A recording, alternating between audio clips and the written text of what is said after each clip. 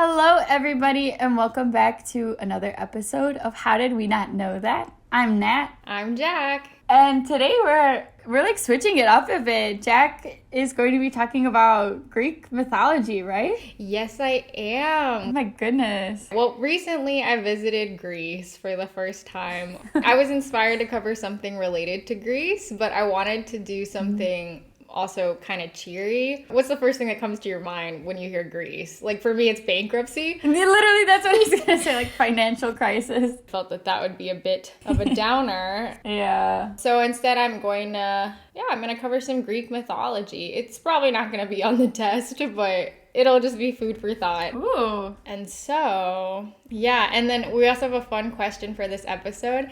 There's no right answer. Nice. I just want to know, who is your favorite Greek god or goddess? And if you were listening to us on Spotify, you can actually put your answers in the poll. Yeah. There's like a new feature for that. So be sure to answer that. Ooh. That's a great question. I like that. So I was like obsessed with the Percy Jackson books. Did you ever read those like when you were younger? No, I didn't even read it's Harry Potter till like last year. Yeah, I know. Yeah, that's a little bit upsetting, but at least you did it. Okay, next series is Percy Jackson, especially after you visited Greece, because it's anyway. So I'm like trying to think of the characters. I think I like probably Athena, strong women. Yeah, she's a classic. Yeah. And this is a perfect... The goddess of war. Yeah. Yeah. Is that what she is? I thought she was wisdom. Is it wisdom in war or wisdom in war? Let's go with wisdom in war. I don't know, strategist. but I like that. I think Yeah. I'm like trying to think. Well, Zeus. Poseidon. Yeah, I don't know that Hermes. many. You know a lot. Right? Oh my gosh. Percy Jackson. Oh. But like that's literally but I'm like, I know their characters in the books. But anyway, so are you talking about Athena in the first one? Well, I mean, it's how the city of Athens got its name. Yeah. So that's a bit of a spoiler. My favorite is Hades. Oh, yeah. Maybe it's because, like, in Hercules, he's a really funny character. Oh, yeah, Hercules. Yeah. Another side note, I just saw the musical Hades Town here in Korea, and it was so good. If anyone likes Greek mythology, it's like a jazz, the music is all jazz. You guys should listen to the soundtrack, but it's also a Greek myth. I will add that to my playlist. Yeah. And Hades is in it. I do love Hades. Yeah. I don't know what it is. I don't know what that says about, like... The bad boy? You like the Is he a bad boy? I don't know. I mean, he's like... I just feel bad for him. Aw. You can fix him? I think that's what it is. Which is, like, such a red flag. I should not feel that way towards people. But anyways. Oh my god.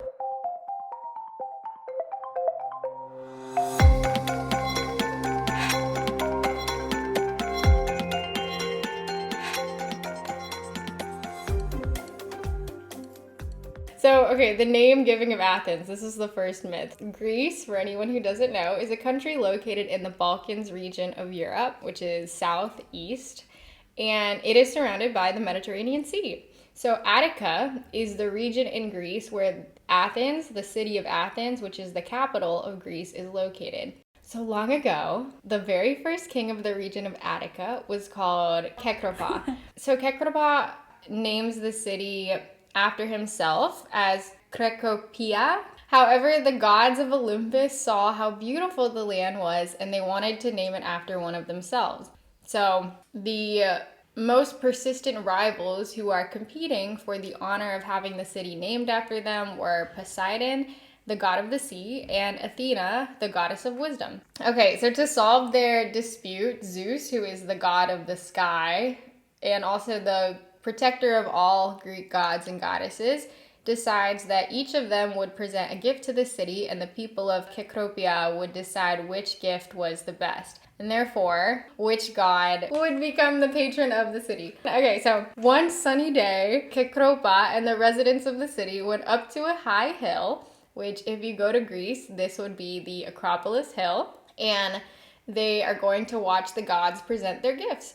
So Poseidon was the first to present his gift, and he struck a rock with his trident and caused a spring of water to gush forth from the ground.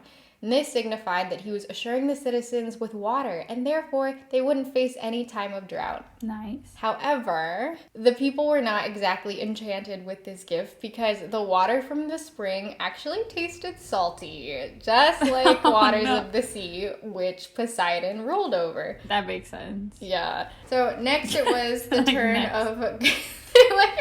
well, thank you, next. Yeah, literally. So next it was the turn of goddess Athena, and she struck her spear on the ground, and a lovely olive tree jumped out of the earth.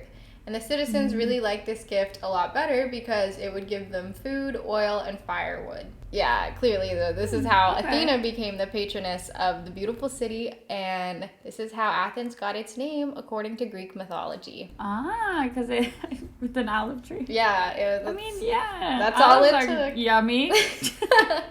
I like to eat. They're like, well, this is better than the salt water, so. Yeah, if I did choose olives or salt water, yeah. Yeah. They're like, anyone else? Like, that's it? They're like, do you have any other suitors? Literally. Anything else? But anyway, so today, if you go to the Acropolis Hill, where the gods presented their gifts, there's actually still an olive tree there. Yeah. And people say that it is the same tree Athena gifted the ancient Athenians. That's awesome. Wait, did you see it? Yes, I did. I took a picture. Aww, but I didn't know the significance. You're just like, hey, look at this cool olive tree. Yeah, it just happened to be in a picture, and then someone I was with was like, oh my gosh, like, it's the olive tree. And I was like, yeah. How did that grow up here? I was like, how is there vegetation up here? Oh my god, that's so funny. It's just in the background, you're like, oh, cool. Yeah, I was getting confused, honestly, because in the museums, they talk about the Greek mythology, but they talk about it so frequently and so detailed that you start to think it's reality. Yeah. So I stopped and asked people, I was like, what were Poseidon and Athena fighting over? What's going on? And they're like, oh, to name the city. I said, oh, okay. I was like, and that's a myth. And she was like, yeah, it's a Greek myth. And I was like, right, okay. Like, you need to remind yourself, like, okay, it's not real. No, it was so confusing. And then I was like, well, maybe they are real, though. Like, maybe. Because how is it so detailed? Everything is very detailed. Like, wait a second. Like, they're not real people. Right. And they talk about it as matter of fact. In the museum, they talk about it like, oh, yeah, and then Zeus did this, but then Hades did that. Like, yo, really? Right, okay. But the thing is, too, that was the story of how Athens got its name. But it's a Greek myth. So I was asking people, like, oh, then how did it actually get its name? Yeah, but that's what they're going off of. So it's like, when we learn about Greek myths, it's like, no, but like what? Yeah, how did it really what was actually happening at that time? Like, but if you ask that, no one's going to answer you. They'll tell you the myth. Yeah, like, okay, cool. They'll tell you the real thing. That doesn't tell me anything. Like, I don't know. Yeah. So how did this olive tree get here? And like, then they just like, oh, Athena planted it. Like, no, like, but really. Mm-hmm. And she's a myth. Yeah, whatever. So yeah, whatever. Okay, now it's time for my favorite Greek myth, and it is known as the abduction of Persephone by Hades. That's what's in Hades Town. It's not like the main story, that's the side story. This would be your favorite. Wow. I know. Right, so here's the myth. So Persephone was the daughter of Demeter and Zeus, making her a goddess. Demeter, who is her mom, is the Greek goddess of agriculture or farming. And then Zeus, again, like we said, is the Greek god of the sky and the protector of all other Greek gods and goddesses. So as Persephone grew, she became more and more beautiful. And one day, Hades, who is the god of the underworld, saw her, and he immediately fell in love with her and decided to abduct her and take her back with him to the underworld. Nice, logical. Right, as one does. Yeah. According to a Greek hymn that was created for her mother, Demeter, the story of her abduction went as follows. And I'm not going to sing it. One sunny day, the young Persephone was gathering flowers in a field, accompanied by her close friends, the ocean nymphs. And the carefree Persephone moved away from her companions in search of the most beautiful flower. When she reached out to pluck a wondrous narcissus, the earth opened up and Hades appeared in his golden chariot and then snatched her away to the underworld while she was in tears fighting against him. Demeter starts looking for her daughter in vain, day and night. She doesn't know where she went. And remember, Demeter is the goddess of agriculture. So while she's busy looking for her daughter, all of the land and crops of the earth begin to wither. And then the trees start shedding their leaves, and the cold sweeps the lands, followed by snow. So after a while, the Greek god of the sun, known as Helios, had watched everything happen from the sky and felt sorry for Demeter, so he tells her what happened. Then Demeter went to Zeus and demanded that Persephone be returned, or else she would not let the earth blossom again. Zeus sent the messenger god Hermes to Hades with the command to release Persephone. Before returning her to Hermes, Hades forces Persephone to eat 6 pomegranate seeds, though, because there is a rule that Hades knew about where if someone eats food in the underworld, they can never really escape the world of the dead. So you're always stuck there, technically. Creepy. Yeah. So that's an insider tip if you're ever in the underworld. Don't eat anything. Oh my god, and why pomegranate seeds? Pomegranates are everywhere in Greece. They're so delicious. But like just the seeds, I'd be like... I think it's a pomegranate. It's not like the... Oh. The pomegranate is like the whole seed. Thing is yeah, that's right. Yeah. So you think he's just like eating like these tiny, these very specific things. Yeah, that would be weird. She'd be like, that's a weird request, but okay. Just 6. I'd be like, give me the whole fruit. If you're gonna make me stay here forever, let me enjoy the whole fruit. Yeah, just 6. Lame. Okay, anyway. After eating those seeds, Persephone was then reunited with her mother. However, Demeter was furious when she heard about the pomegranate seeds. So then she goes back to Zeus and she demands that something be done, and Zeus then proposes a compromise. So for every seed that Persephone had eaten, she would spend a month with Hades. And then Demeter accepted Zeus's proposal. Yeah. So that's why it was 6. Oh, okay. Exactly. Well, I don't know. Okay, never mind. She might have gotten full on the 6th one. Yeah. Like, so thank God it wasn't 12, right? Yeah. So. Oh my God.